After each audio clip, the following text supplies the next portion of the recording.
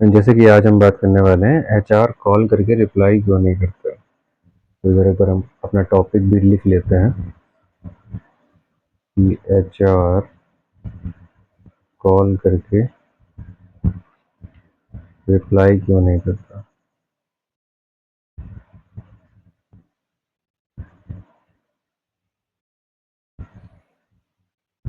अब इसमें कई सारी कंडीशंस हो सकती हैं। जैसे कि हम पहली अपनी कंडीशन लेके चलते हैं, तो पहली कंडीशन जैसे हमारी होगी ना, पहली कंडीशन है कि टू मैनी कैंडिडेट्स, यानी कि इतने मतलब बहुत ज़्यादा ही कैंडिडेट हो जाते हैं, जो कि एक बहुत बड़ा रीज़न होता है। हम पहले लिख लेते हैं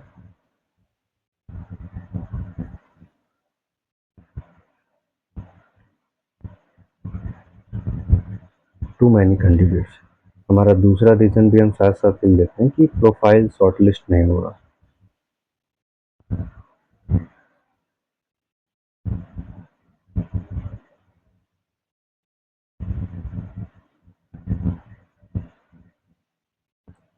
तीसरा रीज़न भी साथ साथ में हम लिखते चलते हैं।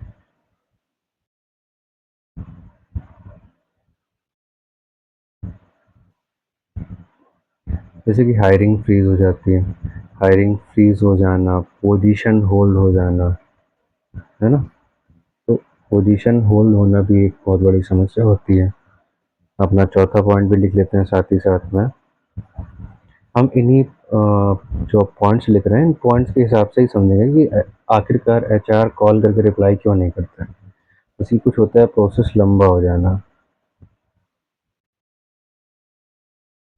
है ना। दूसरा हमारा एक और पॉइंट आता है, वो आता है एचआर नेग्लिजेंस।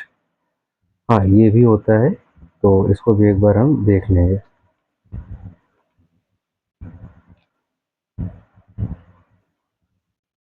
ठीक है, हमारा छठा पॉइंट है सैलरी मिसमैच।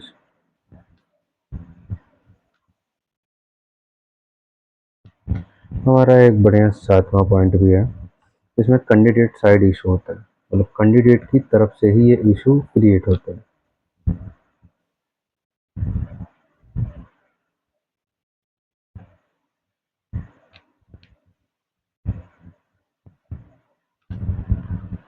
अब हम इन पॉइंट्स को बहुत ही बारीकी से समझने की कोशिश करते हैं कि आखिर ऐसा क्यों होता है और हमने इन पॉइंटों को क्यों लिख रखा है। अब जैसे कि टू मैनी कैंडिडेट्स, अब हम टू मैनी कैंडिडेट्स के बारे में अगर समझें, तो यहाँ पे एक जॉब ओपनिंग होती है। ये मान लीजिए एक जॉब ओपनिंग है। अब एक जॉब ओपनिंग के लिए लगभग 100 से 1000 लोगों ने अप्लाई करें। अब 100 से 1000 लोगों में से जो एचआर होता है, एचआर एचआर ने क्या किया, सिर्फ 20 से 30 लोगों को ही बुलाया इंटरव्यू के लिए। और उनमें से भी फिर एचआर ने क्या करा, सिर्फ 3 से 5 लोग को ही शॉर्ट लिस्ट करा। ठीक है। अब 5 लोगों को ही एचआर ने अगर शॉर्ट लिस्ट किया, तो बाकी को रिप्लाई देना ना तो एचआर को उचित लगता है और ना ही वहाँ सही होता है। तो बाकियों का रिप्लाई क्या हो गया ना, बाकियों का रिप्लाई ही स्किप हो गया। एक तो हमारी पहली कंडीशन यहाँ सॉल्व होती है।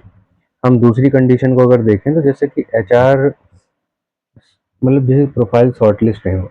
अब प्रोफाइल शॉर्टलिस्ट क्यों नहीं होता है, हम एक बार ये भी समझ लेते हैं। प्रोफाइल शॉर्टलिस्ट ना होने का मेन रीज़न है कि स्किल मिसमैच हो जाती है। यहाँ पे क्या होता है, स्किल जो है आपकी नहीं होंगी, हो सकता है मिसमैच हो रहे हो। जो आपने सैलरी मांगी है, हो सकता है सैलरी मिसमैच हो रही हो, वो उतनी सैलरी नहीं देना चाहते हैं कि आपकी एक्सपेक्टेशन ज़्यादा हो सकती है। ठीक है। दूसरा, आपका कम्युनिकेशन कैसा था, आपकी कम्युनिकेशन का बड़ा इफेक्ट पड़ता है कि कम्युनिकेशन कैसा रहा होगा, तो एचआर उसको भी बहुत अच्छे से देखता है। ठीक है, क्योंकि कॉल के बाद में एचआर हर बंदे की प्रोफाइल को इवेलुएट करता है, हर बंदे को इवेलुएट करता है ना। तो अगर मैच नहीं हुआ, तो रिप्लाई यहाँ भी रिप्लाई क्या हो जाएगा, नील, यानी जीरो हो जाएगा। यहाँ भी रिप्लाई जीरो हो जाएगा। ठीक है। हम एक बार अपना तीसरा पक्ष भी समझ लेते हैं। अब हायरिंग फ्रीज होना, पोजीशन होल्ड होना, कई बार क्या होता है कंपनी ही हायरिंग रोक देती है। जो हायरिंग होती है वो कंपनी क्या करती है, रोक देती है। अब यहाँ हालांकि कंपनी लिखा है, कंपनी क्या करती है, हायरिंग रोक देती है। यहाँ पे इसने हायरिंग बंद कर दी, स्टॉप कर दी। ठीक। दूसरा इसका एक रीज़न हो सकता है बजट इशू। हो सकता है कंपनी के पास उतना बजट ना हो जिसके लिए वो हायर करना चाह रही है, तो यहाँ पे ये बजट इशू भी आ जाता है। ठीक है। तीसरा हमारा है कि इंटरनल कैंडिडेट मिल जाता है, कि कंपनी के अंदर ही काम कर रहा एक बंदा जो कि उस पोजीशन के लिए सही होता है, वो उसको वहाँ रख लेता है। तो ये इंटरनल कैंडिडेट का मैटर हो जाता है। ठीक है। अब यहाँ पे एक जो चौथा हमारा, हम चौथे पॉइंट को भी अच्छे से समझने की कोशिश करते हैं, क्योंकि प्रोसेस लंबा हो जाए। प्रोसेस लंबा हो जाने का मतलब क्या होता है ना, कॉर्पोरेट हायरिंग में हमेशा क्या है कि मैनेजर अप्रूवल, मैनेजर को एमबीआर लिखा जाता है शॉर्ट फॉर्म में। एक तो ये हो जाता है ना, मैनेजर अप्रूवल हो गया। ठीक है। यहाँ पे बजट अप्रूवल हो गया, बजट का भी अप्रूवल देखा जाता है कि बजट हो रहा है कि नहीं हो रहा है। मल्टीपल इंटरव्यू हो गए, कई सारे मल्टीपल इंटरव्यू हो जाते हैं, है ना। तो मल्टीपल अगर इंटरव्यू हो रहे हैं, इतना सब कुछ हो रहा है, तो मैनेजर अप्रूव करेगा उसमें भी टाइम लगेगा, बजट देखा जाएगा उसमें भी टाइम लगेगा, मल्टीपल इंटरव्यूज हो रहे हैं उसमें भी टाइम लगेगा। तो डिले होने का एक रीज़न ये भी होता है कि एचआर कैंडिडेट को हर एक चीज़ को अपडेट नहीं कर पाता है, या फिर नहीं करना भी चाहता है, क्योंकि इतने सारे बल्कि चीज़ें हो रही हैं, कई सारे कैंडिडेट एक ही जॉब के लिए इंटरव्यू देने आ रहे हैं, तो वहाँ पे फिर वो एक बंदे को ढूंढने के लिए कई बार रुकते हैं। अपने जो उस काम के लिए परफेक्ट हो उसके सोचते हैं शायद इससे और अच्छा मिल सकता है। अब हमारा मेन पॉइंट जिसको हम देखना चाहते हैं, एचआर नेग्लिगेशन। एचआर नेग्लिगेशन एक तरीके से अगर देखा जाए तो प्रोफेशनल नहीं है। आपने पांचवें पॉइंट को समझना कि एचआर का नेग्लिगेशन किस तरीके से यहाँ पे इफेक्ट डालता है। एचआर का नेग्लिगेशन, कई बार क्या होता है, फॉलो अप प्रॉपरली नहीं करते हैं। एचआर क्या करता है, फॉलो अप करता ही नहीं है प्रॉपरली, फॉलो अप प्रॉपरली नहीं करता है। हो सकता है वो बिजी रहता हो, या फिर करना नहीं चाहता, वो खुद के मतलब इग्नोर कर देता है आपको। तो ये रीज़न भी हो सकता है। ठीक है। अब छठा रीज़न सैलरी मिसमैच, हालांकि सैलरी मिसमैच हम इजीली देख चुके हैं। सैलरी जब मिसमैच होती है तो साइलेंटली एचआर आपको क्या कर देता है, ड्रॉप कर देता है। अब एचआर ने आपको इजीली और साइलेंटली आपको अगर ड्रॉप कर दिया है, तो जाहिर सी बात है ना कि वो आपको रखना नहीं चाहता है, क्योंकि आपकी सैलरी एक्सपेक्टेशन बहुत ज़्यादा हो जाती है ना। वो आपसे कोई आर्ग्यू नहीं करता है और इजीली आपको हटा देता है।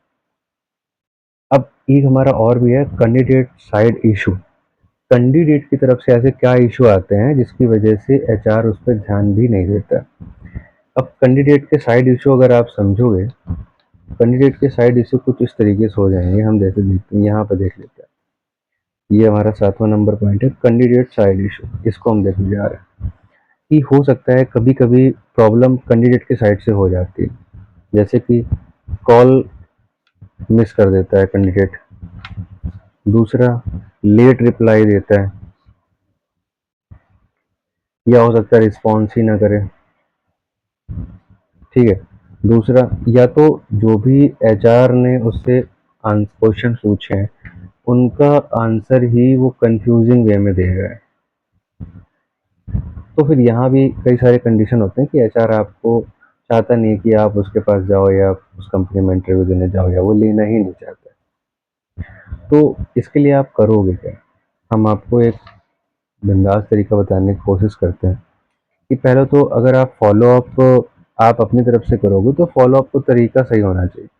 आप 2 से 3 दिन में लगभग एचआर को कॉल करके फॉलो अप ले सकते हो, और सीधा एक लाइन पे कह सकते हो कि hi and hello sir ma'am, I just want to follow up regarding my interview status. एक तरीका ये हो सकता है। दूसरा तरीका हमारा होता है कि मल्टीपल जॉब अप्लाई करो, एक एचआर के सहारे मत रहो, और जितनी हो सके उतनी जॉब अप्लाई करते चले जाओ। दूसरा ये होता है हमारा एक्सपेक्टेशन रियलिटी रखो। भाई अगर आपकी एक्सपेक्टेशन ये है कि नहीं हमें ये जॉब से कॉल आया है तो हम इसमें ही ईज़िली जा सकते हैं, नहीं ऐसा नहीं होता। हो सकता है आपसे बेटर कैंडिडेट मिल जाए तो वो उसको रख लेंगे, कम पैसे में मिल जाए तो वो उसको रख लेंगे। आपकी सैलरी एक्सपेक्टेशन ज़्यादा हो सकता है उसकी, हो सकता है ज़ीरो हो लेकिन उसके पास स्किल्स ज़्यादा हों, है ना? तो ये भी एक रीज़न हो सकता है। तो हर कॉल जॉब में कन्वर्ट नहीं होता है। बहुत सारे कॉल सिर्फ़ कॉल के लिए ही होते हैं, आपकी चीज़ों को देखने समझने के लिए होते हैं। अब आप इसमें सबसे बढ़िया काम कर सकते हो, इम्प्रूव योर इंटरव्यू गेम। एक तो आप जब भी इंटरव्यू देने जाओ तो वहाँ पे क्लियर आंसर करो, कॉन्फिडेंस रहो और रोल का, जिस रोल के लिए आप जा रहे हो उसका नॉलेज आपको होना चाहिए। सपोज दैट आप एचआर रोल के लिए जा रहे हो तो आपको कम से कम लीगल हो गया, मैन पावर हैंडलिंग हो गया, है ना, लेबर लॉस वगैरह के बारे में अच्छी जानकारी होनी चाहिए। तो इन सब चीज़ों के बारे में थोड़ा और अच्छे से जानकारी, हर रोल के बारे में, जिस भी रोल के लिए आप जॉब इंटरव्यू देने जा रहे हो उसके बारे में आपको जानकारी होनी चाहिए।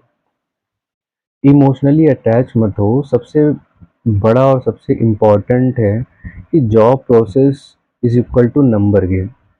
जितने भी आप जॉब प्रोसेस कर रहे हो नंबर गेम है, कितने जॉब आप प्रोसेस कर रहे हो। तो थोड़ा समझने की, जब तक आप कोशिश इस विषय को नहीं करोगे तब तक फिर यही होता है कि एचआर आपको कॉल नहीं करता या एचआर रिप्लाई नहीं देता है वगैरह वगैरह। अब हम अपने एंड की तरफ बढ़ते हैं, हमारा वीडियो ख़त्म होने वाला है। ख़त्म क्या, हम अपने वीडियो को समाप्त करते हैं यहाँ पे कि एक लाइन के साथ में कि एचआर का रिप्लाई ना आना उसकी वैल्यू कम नहीं है। अगर आप एचआर का रिप्लाई नहीं आ रहा तो आपकी वैल्यू वहाँ कम नहीं हो रही है, बल्कि बस इतना ही बात हो सकता है कि वो सही मैच नहीं बैठ पा रहा होगा कि जिस प्रोफाइल के लिए आपने अप्लाई करा है, एचआर की नज़रों से आप उसकी प्रोफाइल में मैच नहीं हो पा रहे होंगे, या फिर सैलरी एक्सपेक्टेशन ज़्यादा होंगी, या कम्युनिकेशन गैप होगा, या कोई ना कोई रीज़न होने की वजह से ही ऐसा होता है। तो हमारे हिसाब से आपको बहुत अच्छे समझ में आया होगा ये सब चीज़ें। हम चाहते हैं कि हम आपसे विदा लें। धन्यवाद, बहुत बहुत आपका शुक्रिया।